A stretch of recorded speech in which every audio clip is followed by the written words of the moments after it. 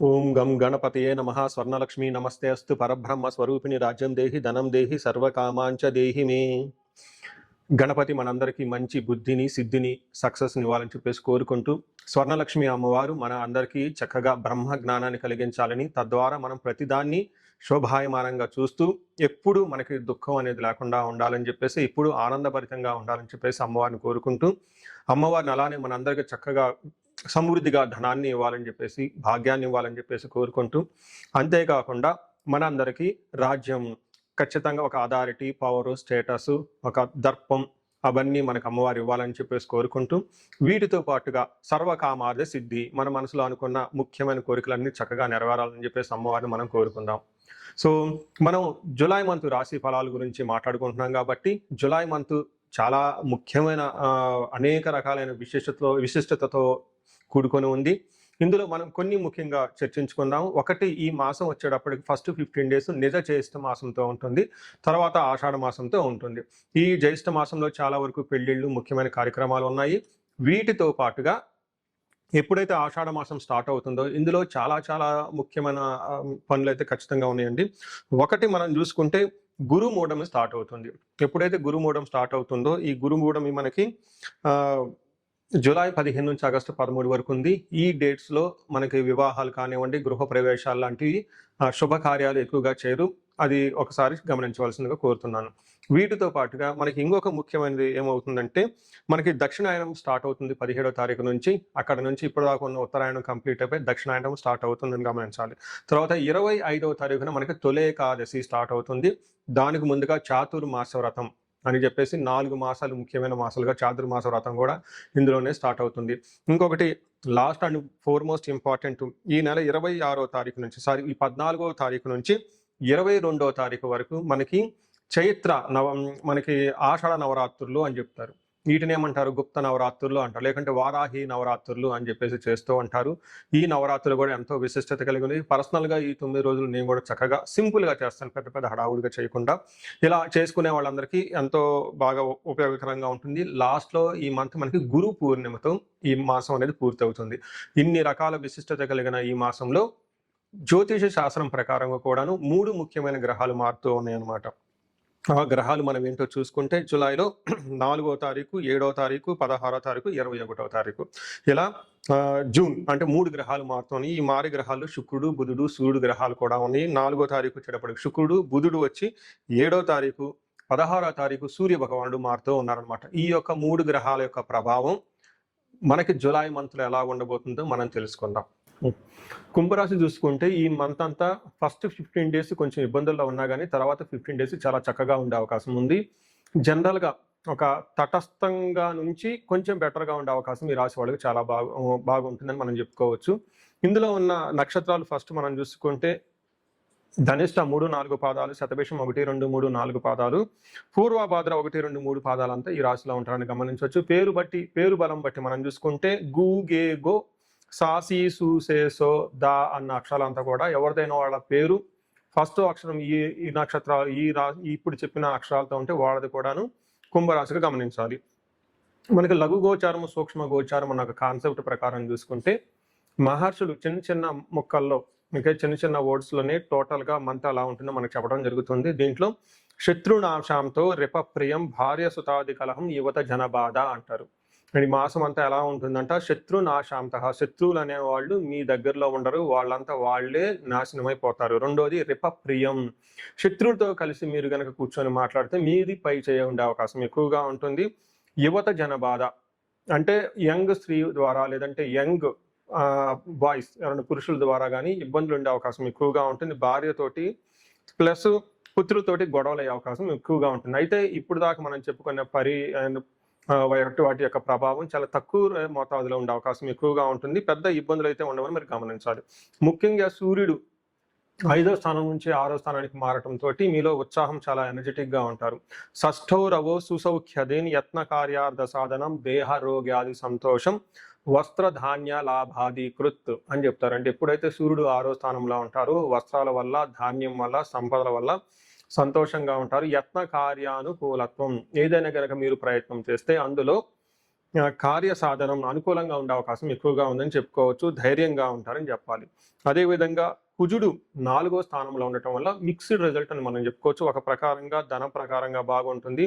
ఇంకొక విధంగా మానసికంగా ఒత్తిడిలు కూడా గురయ్యే అవకాశం ఉంటుంది. మనకి సంస్కృతంలో ఏం చెప్తారంటే భాగ్యహాని భయం క్రూర బంధు వైరం ధనక్షయం రోగ పీడాది సంతాపం చతుర్థ స్థానకే భౌమే కుజే అని చెప్తారు. అంటే భాగ్యహాని అంటే రావాల్సిన పనులు కాకుండా ఆటంకాలు పడే అవకాశం ఎక్కువగా ఉంటుంది. భయం క్రూర బంధువులతోటి క్రూర ప్రవర్తన కలిగి ఉంటారు. అంతేకాకుండా బంధువులతో గొడవలయ్యే అవకాశం ఉంటుంది. ధనక్షయం ధనాన్ని కోల్పోయే అవకాశం ఎక్కువగా ఉంటుంది. ఒక పక్క రకారంగా కుజుడు ధనాన్ని కోల్పోయే అవకాశాలు కలిగిస్తూనే ఇంకో విధంగా ధనాన్ని కూడా ఇచ్చే అవకాశం ఎక్కువగా ఉంటుందని గమనించుకోవాలి. కుజుడు ఇక్కడ మీకు మిక్స్డ్ రిజల్ట్ అని గమనించాలి. అయితే 7వ స్థానంలో బుధుడు ఉండటంతో ఇది అంత అనుకూలమైన సో ఇక్కడ అదేవిధంగా బుధుడు కూడాను అంత అనుకూలమైన ప్రభావాన్ని మీకు కలిగించకపోవచ్చు. దాదాపు మనస్పర్ధలు వచ్చే అవకాశం ఎక్కువగా ఉంటుంది సంతాన విషయంలోనూ. అలానే అపకీర్తి మీకు కీర్తి ప్రతిష్టలకి భంగం వాటి వెళ్ళే అవకాశం కూడా ఎక్కువగా ఉందని మీరు గమనించాలి. అయితే శుక్రుడు 7వ స్థానంలో ఉండటం శుక్రుడు కూడాను అంత మంచి ఫలితాలను ఇవ్వడు. ఇక్కడ ముఖ్యంగా కొన్ని విషయాల్లో చక్కటి ఫలితాన్ని ఇస్తూనే కొన్ని ఛాలెంజెస్ను కూడా తీసుకుని వస్తూ ఉంటాడు శుక్రుడు. ఏ విషయాలు అనుకూలంగా ఉంటుందంటే ప్రేమ వ్యవహారాలు, రొమాన్స్, ప్లేజర్స్, షార్ట్ ట్రిప్స్, తర్వాత ఎక్కడికైనా వెకేషన్కి వెళ్తే వాటిలో బాగా కలిసి వచ్చే అవకాశం ఉంటుంది. కానీ 7వ స్థానంలో శుక్రుడు ఉండటం వల్ల కోపస్తదహ భీతి సర్వదా క్లేశ జీవనం స్త్రీ జాడ్యం మేహ రోగాది భృగో సప్తమగే ఫలితం అని చెప్తారు. ఎప్పుడైతే 7వ స్థానంలో శుక్రుడు ఉంటాడో కోపస్తదహ కోపం కలిగే అవకాశం ఉంటుంది. భీతి భయం కలిగే అవకాశం ఉంటుంది. సర్వదా క్లేశ జీవనం కొంచెం కష్టతరంగా ఉంటుంది. మీ యొక్క జీవితం అనేది అంత స్మూత్గా ఉండదు. అంతేకాకుండా స్త్రీ జాడ్యం స్త్రీలతో గొడవలు పడే అవకాశం ఉంటుంది. ఇన్ కేసు లేడీస్ ఉంటే జెంట్స్తో గొడవలు పడే అవకాశం ఎక్కువగా ఉంటుంది. కొంచెం వ్యాధులు లాంటి వచ్చే అవకాశం కూడా ఎక్కువగా ఉంటుందని చెప్పుకోవచ్చు. అంటే ఏ ప్రకారంగా బుధుడు పెట్టే ఫలితాలు శుక్రుడు పెట్టే ఫలితాలు సామాన్యంగా ఉంటాయి. ఇందులో చెప్పిన విధంగా పెద్దగా అయితే ఎక్కువ మోతాదులో ఉండగాని కొంచెం తక్కువగా మోతాదులో ఉండే అవకాశం ఉంటుంది. కుజుడు మిక్స్డ్ రిజల్ట్ని ఇస్తున్నాడు. సూర్యుడు వచ్చేటప్పటికి మంచి రిజల్ట్ ఇస్తూ ఉన్నారు. కాబట్టి ఒక రకంగా చెప్పాలంటే ఇది కొంచెం మీకు మిక్స్డ్గా ఉండే మంత్ అని మీరు గమనించుకోవాలి. కొంచెం జాగ్రత్తగా ఉంటే బాగుంటుంది. అయితే నక్షత్రం వారిని కూడా మనం చెప్పుకోవచ్చు. ధనిష్ట నక్షత్రం వాళ్ళకి ధన ప్రాప్తి వచ్చే అవకాశం ఉంటుంది. జయప్రదంగా ఉంటుంది. బంధించబడినట్లుండే అవకాశం ఉంటుంది. అంటే మీకు ఫ్యూచర్ ఏంటి, ఫాస్ట్ ముందే ఏంటి, వెనకేంటి, ఒక ఆపర్చునిటీ వచ్చి ఉంటుంది. అది ఉంటే బాగుంటుందా, లేకుంటే తీసుకుంటే బాగుంటుందా, ఇండియాలో ఉంటే బాగుంటుందా, అబ్రాడ్లో ఉంటే బాగుంటుందా, లేదంటే వివాహం వీళ్ళని చేసుకుంటే బాగుంటుంది, ఇట్లా ఒక సందిగ్ధత కలిగే అవకాశం ఎక్కువగా ఉంటుంది. దీన్ని బంధనము అంటారు. అయితే నెగిటివ్ సైడ్లో కలహము, రోగము కూడా వచ్చే అవకాశం ఉంటుంది. గొడవలు అయ్యే అవకాశం ఉంటుంది. శతభిష నక్షత్రం వాళ్ళకి ధనప్రాప్తి బాగుంటుంది, జయప్రదంగా ఉంటుంది. ఇక్కడ కూడా వీళ్ళకి బంధనము, భయము, కలహము కూడా జరిగే అవకాశం ఉంటుంది. పూర్వభాద్ర నక్షత్రం వాళ్ళకి ఈ రాశి వాళ్ళకి జయప్రదంగా ఉంటుంది. ధనప్రాప్తి చక్కగా ఉంటుంది. వీళ్ళకి గొడవలు అయ్యే అవకాశం ఉంటుంది. బంధించబడినట్లు ఉండే పరిస్థితి ఉంటుంది. రోగప్రదంగా కూడా ఉండే అవకాశం ఎక్కువగా ఉంటుంది. హెల్త్ విషయంలో చాలా జాగ్రత్తగా ఉండాలి. సో వీటితో పాటుగా వేరే పెద్ద లత్తాలు అవేమి లేకపోవడంతో ఇప్పుడు దాకా మనం చెప్పుకున్న వ్యవహారంలో వీళ్ళకి ఒక సామాన్యమైన ఫలితాలు ఉంటాయి తప్పగా విశేషంగా ఫలితాలు ఉండి ఇబ్బంది పెట్టే విధంగా ఫలితాలు అయితే ఉండవని గమనించాలి.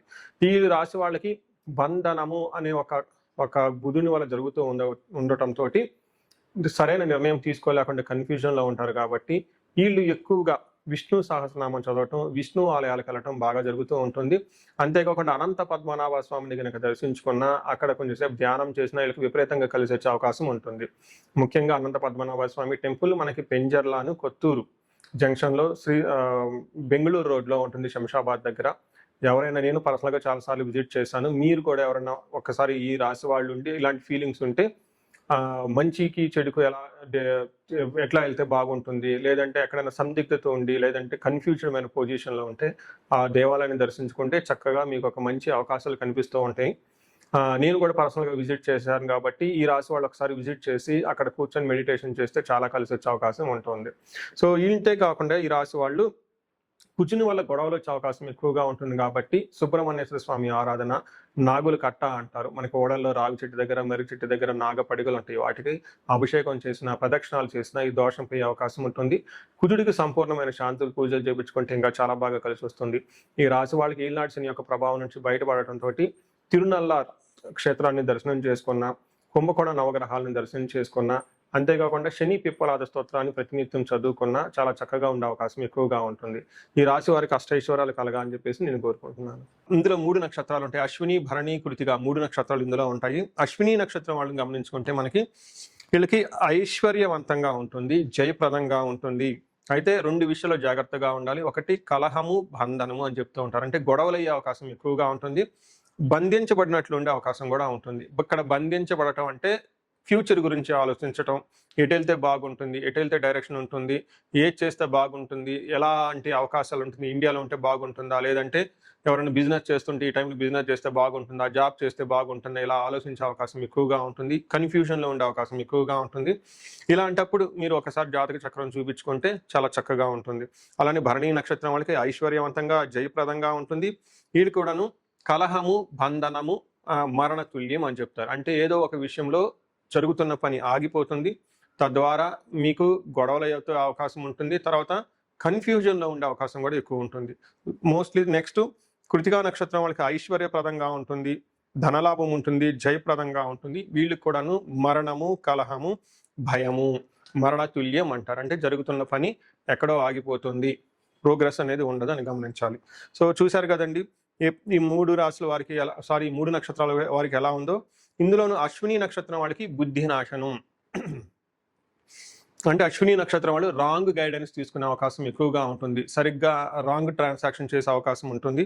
కృతికా నక్షత్రం వాళ్ళకి కార్యహాని, అనుకున్న పనుల్లో స్మూత్గా వెళ్లకుండా కట్టింగులతో వ్యవహారం జరిగే అవకాశం ఉంది.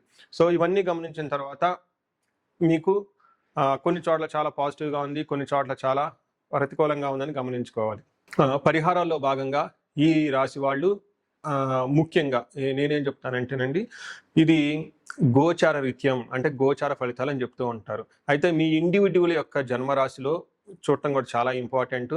ఈ గోచార రీత్యాలతో పాటు మీకు ఇండివిడ్యువల్గా ఉన్న దశాభుక్తి ఏంటి, ఏమైనా శాపాలు ఉన్నాయి, ఏమైనా గ్రహ దోషాలు ఉన్నాయో జ్యోతిష శాస్త్రంలో ప్రకారం ఎనాలిసిస్ చేసుకోవడం చాలా ఇంపార్టెంట్.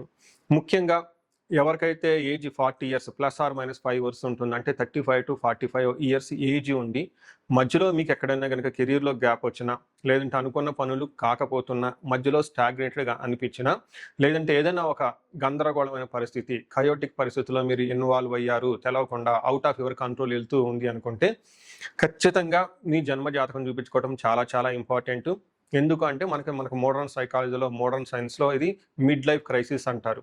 కానీ జ్యోతిష శాస్త్రం దీనికి చాలా విధాలైన పరిష్కారాలను చూపిస్తుంది. ఈ టైంలో 2 ముఖ్యమైన విషయాలు జరుగుతూ ఉంటుంది. అలా మీ గ్రోత్ కనుక ఆగిపోయి ఉంటే, ఫస్ట్ మీకేమైనా శాపాలు ఉన్నాయా, ఆ శాపాలు ఈ టైంలో యాక్టివేట్ అయ్యా అని చూసుకోవాలి.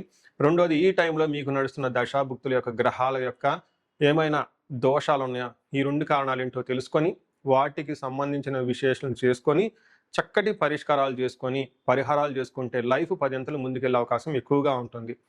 నా దగ్గరకు వచ్చే క్లయింట్స్లో ఎక్కువగా ధనానికి ఇబ్బంది పడుతున్న వాళ్ళు స్వర్ణలక్ష్మి విశేష హోమం చేయించుకుంటూ ఉంటారు. శత్రు బాధలు విపరీతంగా ఉన్నవాళ్ళు మనకు వచ్చేటప్పుడు చండీ హోమం చేయించుకుంటూ ఉంటారు. వీటితో పాటుగా ఎవరికైనా హెల్త్ బాగలేకపోతుంటే ఆయుష సూక్తం, మహామృత్యుంజయ హోమం చేయించుకుంటూ ఉంటారు. భార్యాభర్తల కోసం అన్యోన్య దాంపత్య పాశుపత అభిషేకము లేదా విశ్వావసు గంధర్వరాజ హోమము ఇవన్నీ చక్కగా చేయించుకుంటూ ఉంటారు.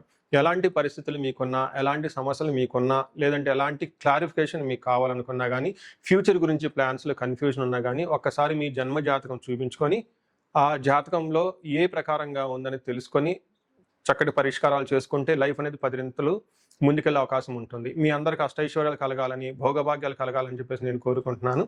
నమస్తే.